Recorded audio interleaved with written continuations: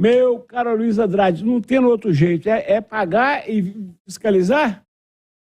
Eduardo, é complexo porque eu tinha um conhecido que era promotor dessa área, né, de avaliação de serviços públicos, incluindo a questão do transporte coletivo. Você tem uma coisa que é de difícil mensuração, difícil de medir, que é o desgaste do veículo, né? Porque depende de como o motorista dirige esse ônibus. E a gente sabe muito bem que tem motoristas que dirigem com carinho, que dirigem com amor, mesmo o ônibus não sendo deles, e tem outros que dá a impressão que eles querem que aquilo estrague, que aquilo pare de funcionar, né? Tratam com um nível de maldade, vamos dizer assim, de desrespeito ao veículo. Então isso é que é difícil de calcular. O volume de óleo diesel gasto, o salário pago aos motoristas, né? E lembrando disso, Eduardo, lembrei aqui de uma coisa, e essa questão dos trocadores, hein? Continua os ônibus funcionando? Tem trocador? Tem trocador. Tem trocador. E isso é uma maldade com os motoristas. Esse, além de ter que dirigir, ter que fazer conta, agora o cartão simplificou, né, Eduardo? Sim. O jovem de 19 anos tentou matar o pai por achar que o genitor tinha enviado uma mensagem para a ex-namorada dele. Ou seja, o jovem ficou com ciúme do próprio pai, foi lá e tentou contra a vida desse homem. Exagerou, Luiz Andrade? Eduardo, o ciúme doentio é uma coisa totalmente diferente do ciúme natural, quando você gosta da pessoa e quer protegê-la, né? E essa coisa de você, olho por olho, dente por dente, se o outro, né, no caso aí o pai, foi inadequado, você fazer justiça com as próprias mãos, isso é um sinal de pouca evolução, de pouco desenvolvimento desse filho aí. Agora, o ciúme doentio, Eduardo, quando a gente trabalha na homeopatia para trabalhar esse exagero aí, o que a gente faz? A gente usa determinadas substâncias da natureza que, quando usadas, provocam em quem não tem uma intensificação do ciúme. Então, o raciocínio homeopático trabalha muito com a ideia de você usar o veneno da cobra e transformá-lo em soro antiofídico. Então, você transforma o veneno no remédio contra o próprio veneno. É uma neutralização. Então, uma pessoa dessa não adianta fazer terapia, não. Esse é o problema da lógica, né? Tem coisas que são impulsivas, que são instintivas, que são animais. Você precisa ir no parafuso central da pessoa e fazer um ajuste. Porque se for só conselho, se for só conversa, não funciona. Porque é um instinto que essa pessoa tem inadequado, exagerado. Da homenagem que um grupo de amigos vai fazer para o saudoso Roberto Drummond, que nos deixou no mês de junho, há 21 anos, então deixou muita saudade. Então nós vamos reunir várias pessoas, vários artistas, vários jornalistas, cronistas, todo mundo, né, músicos, que vamos estar lá para fazer uma homenagem a ele, lendo as crônicas que ele fez, contando casos da vida dele, muita coisa interessante. Eduardo, uma lembrança que o Roberto Drummond faleceu de um infarto agudo do miocárdio depois das emoções de um jogo Brasil e Inglaterra, que foi aquela Copa do Japão e da Coreia, que a gente acordava às 3 da manhã para assistir o jogo. Quando a gente acaba de acordar, a gente está pouco encarnado, a gente fica mais vulnerável. E esse jogo também, eu tive uma hora que eu tive que sair da sala, que eu falei, não, eu falei com a minha mãe, eu falei, Ana Maria, eu vou infartar, eu estou emocionado. E o Roberto Drummond foi nessa emoção. Por que a gente está com dificuldade de controlar o sentimento? Olha, os impulsos, Fernanda, o tipo de reação instintiva, como a própria natureza humana, animal que é uma coisa natural, não é uma coisa absurda, é uma coisa natural. O que não é admissível é essa pessoa não conseguir desenvolver um processo de adestramento, de controle do seu lado instintivo animal. Então, quando a pessoa vai decidir alguma coisa, vai escolher algo, ela tem que usar 3 instâncias. Fernanda. Tem que usar a sua parte afetiva, o seu sentimento, né, para poder fazer análise. Tem que usar o seu 6º sentido, que é a sua parte intuitiva, que é visceral, é uma coisa que não está, Eduardo, no coração, mas sim nas vísceras, nos órgãos abdominais. Então, levar em consideração o sentimento, a intuição e decidir com a razão. Por isso que a gente chama de princípios de razoabilidade. Antigamente, o que a gente falava? Conta de 1 até 10. Se precisar, conte mais uma vez, de 1 até 10. Mas esse impulso, muitas vezes, o que acontece, Fernanda, é que já existe um acumulado, já existe uma série de situações anteriores que vão construindo uma diferença entre esses 2 indivíduos, entre essas 2 pessoas, e chega num determinado momento que transborda. Chega num momento que uma coisa até aparentemente não tão significativa, mas serve de estupim para uma explosão. Agora, aqui as pessoas têm tido atitudes mais egoístas do que eu desejar, Fernando, é fato, que as pessoas têm tido uma reação que é uma reação que leva em consideração só a sua percepção e não está nem aí para o outro, né? Isso é lamentável e lembra a gente o importante ponto de educação das crianças na primeira infância, porque dentro do velho ditado de que é de pequeno que se torce o pepino, se você treina uma criança bem, mesmo que ela tenha o temperamento colérico, que é o temperamento da determinação, da coragem, mas também da explosão e da ditatoriedade, nesse treinamento infantil você leva para o resto da vida essa tendência a ser mais capaz de controlar a si mesmo, né? Então temos que treinar as crianças, temos que educá-las, e é tanto família quanto escola, mas aí vem a história da internet, vem a história dessa falta de critério. Eu penso que realmente, apesar de eu ser a favor da liberdade de expressão, nós não podemos permitir que determinados estímulos, seja o suicídio, seja a agressividade, sejam permitidos pelas redes sem uma peneira, sem um filtro, né? Isso é fundamental, isso precisa de ser feito. A gente tem que pensar bem na atitude, porque depois não dá para poder, né, voltar atrás. É irreparável, né? A gente tem um termo na psicanálise que chama de ressignificar, que é você reinterpretar. Às vezes acontece de a pessoa ter uma relação aberta, né? Na combinação da relação, pessoal, se você se interessar por alguém, tudo bem, se eu me interessar por alguém, tudo bem. Eu acho que não é o ideal, sabe, Fernanda? Porque essa questão de você ir funcionando em função das atrações, dos desejos, dos impulsos, na busca disso que a gente chama prazer todo o tempo, né? Eu acho que isso daí mostra um tipo de permissividade que acaba fazendo com que a pessoa deixe de ter critérios, deixe de ter princípios, né? Deixe de ter valores. E, de novo, a gente caindo na questão da animalidade, e não é crítica aos animais. Quando a gente fala em animalidade, a gente fala de impulsos não controlados, impulsos que não passam por uma elaboração da lógica, uma elaboração mental, que é o que nos diferencia, né? Os animais são seres brilhantes, completamente admiráveis, alguns muito mais inteligentes do que a gente imagina, mas do ponto de vista humano, quando a atitude é uma atitude impulsiva, instintiva, sem controle, isso é lamentável. Agora, a explicação, quer dizer, a palavra aceita tudo, a gente tem falado muito isso aqui, né, Eduardo? E é um defeito da palavra explicar, e muitas vezes falar.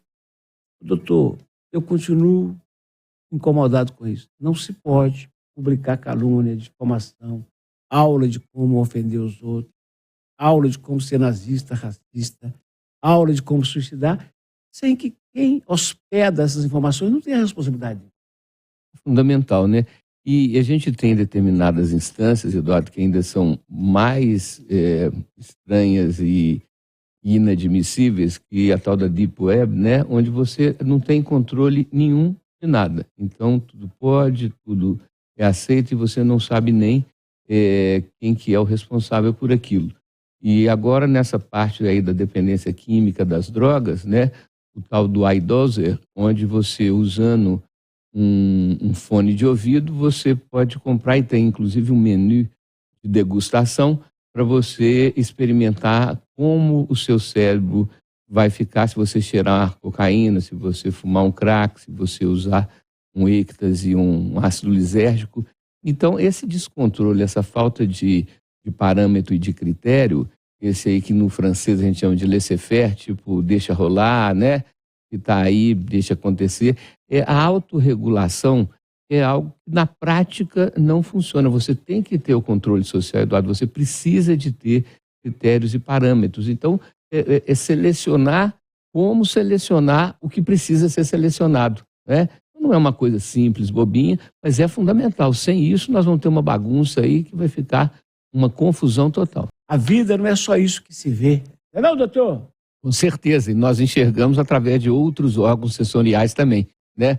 O enxergar original é com os olhos, mas o perceber, o sentir, o intuir envolve a pele, envolve os ouvidos, envolve uma série de outras áreas corporais. Rico tem coisas diferenciadas, né?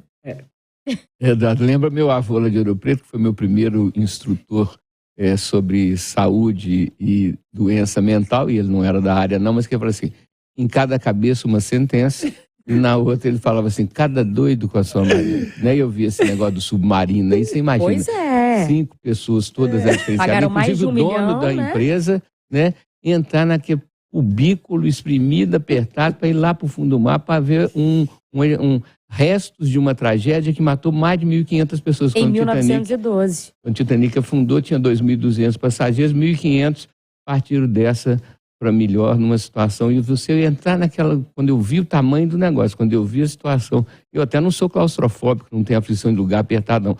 Mas tem uns espremidos debaixo da... Agora, a vantagem, se é que a gente pode falar assim, né, Eduardo? É que se houve realmente a explosão, não teve dor, não teve o sufoco de você estar num lugar fechado, que o oxigênio vai acabar, e você sabendo que vai acabar. Eu acho que das piores coisas do que diz respeito à morte é o tempo de duração do seu sufoco, do seu aperto, da sua agonia final. Então, se explodiu, né? Eu vou pensar na programação da semana que vem do Rádio Viva. Nossa! E pensar mal da Viegas aqui. Que horror! Outra hora eu falo assim, o que eu estou devendo esse mês? Eu penso um negócio que eu vou concentrar e entro lá para dentro e fico os 20 minutos pensando Ocupar a mente, né, Eduardo? Ocupar a mente, não é? Nós temos que falar nisso, né? Que não é? cabeça vazia, o diabo instala 2 oficinas, uma de cada lado, e põe as 2 para competir na produção de minhoca. Você tem que preencher sua mente. Eu tive essa vivência, a moça que trabalhava comigo, a secretária Maristela, foi fazer uma ressonância, nunca tinha tido nenhum episódio de aflição aguda, de ansiedade aguda, pânico, e teve a vivência de pânico, né, enquanto estava, nem deu para fazer o exame. Aí eu precisei de fazer, tinha um problema na coluna, e aí quando fui fazer, eu lembrei da Maristela, falei assim, gente, né, quando a gente tem um certo treino para meditar, quando a gente faz o yoga, né, mesmo que não seja um grande praticante, mas eu falei assim, olha, eu vou fazer um mergulho dentro de mim mesmo e vou me desligar do que está para fora, ou o que está vindo de fora. Sabe o que aconteceu? Eu dormi no trem. Dormi durante a ressonância, escutava uns barulhos de... mas não estava nem apagado. Eu também durmo com facilidade. Ô Viegas, anota aí para você trazer aqui semana que vem uma pessoa para falar em 10 minutos para dar dicas de meditação. Tão bom isso. Luiz, eu sou candidato, tá, Fernando? Vamos falar mais um bocadinho, doutor? Aqui a pessoa, eu não sou nenhum técnico, não, mas doutor, vê se está certo. A pessoa deita numa posição confortável. Se, por exemplo, tiver incômodo com a lombar, bota um travesseiro algo debaixo dos 2 joelhos, né, para ficar bem confortável. Abre os braços, preferência cama de casal, sobrar braço para os 2 lados. E aí, doutor, começa o processo de respirar, expirar e buscar o ar e soltar o ar, contando. Relaxa ou não relaxa? Então, aí tem 2 pontos. Um, você acertou em cheio, outro, você errou em cheio. Porque se você for meditar deitado, você apaga, você dorme. Então, a posição é sentado, numa posição confortável, sem dúvida nenhuma, né? Tem gente que consegue fazer isso numa almofada no chão, tem gente que não fica sentado numa cadeira, né? A posição, o polegar encostando no indicador, que chama Tim Mudra, uma posição que dizem ajuda na meditação. E aí, você falou certinho. Primeira etapa é a respiração.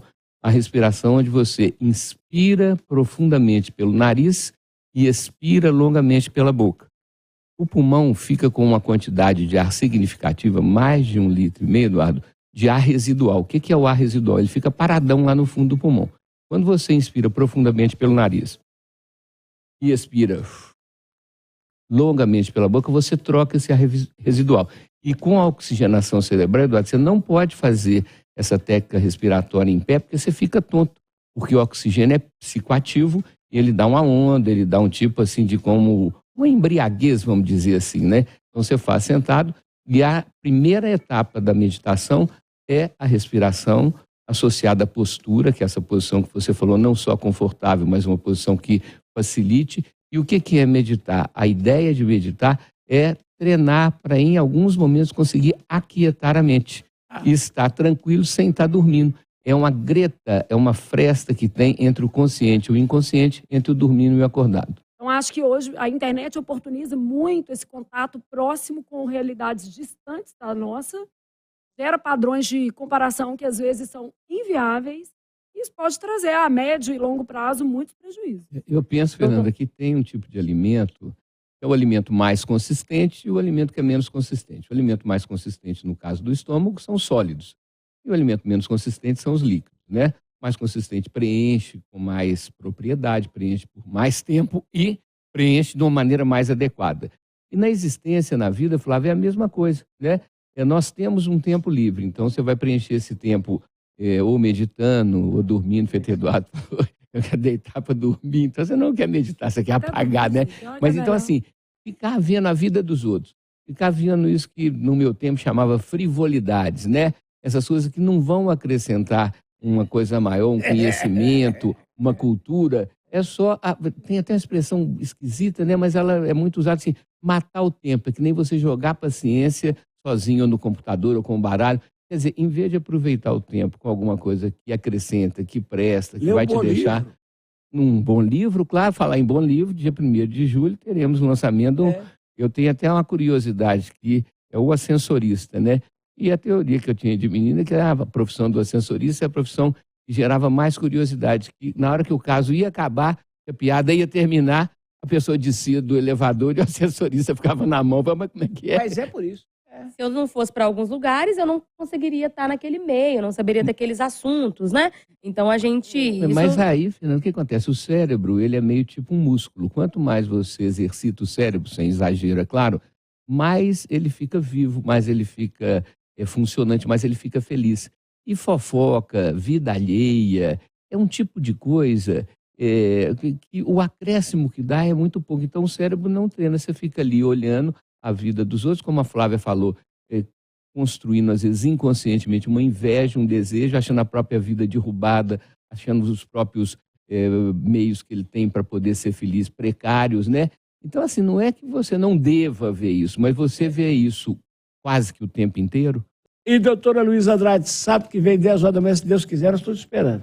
Não, na sexta e no sábado, né? Sexta gente, aqui, que sábado lá. Vem? É sábado lá e sexta aqui. Isso aí. E ó, fazer uma homenagem aqui, amanhã é dia de São João, dia 29, dia de São Pedro, né? E essa é a última semana de junho, né, gente? Então, vamos desfrutar aí, sempre com a consciência do tempo. Ele não pode passar batido, não pode passar a vida, né, matando o tempo, passando sempre esperando a sexta, ou as férias, ou a aposentadoria, o aqui e agora, esse instante já, como diz Clarice Lispector, é fundamental para a gente valorizar essa bênção que é estar vivo, muito mais uma oportunidade do que só um desafio. Bom fim de semana.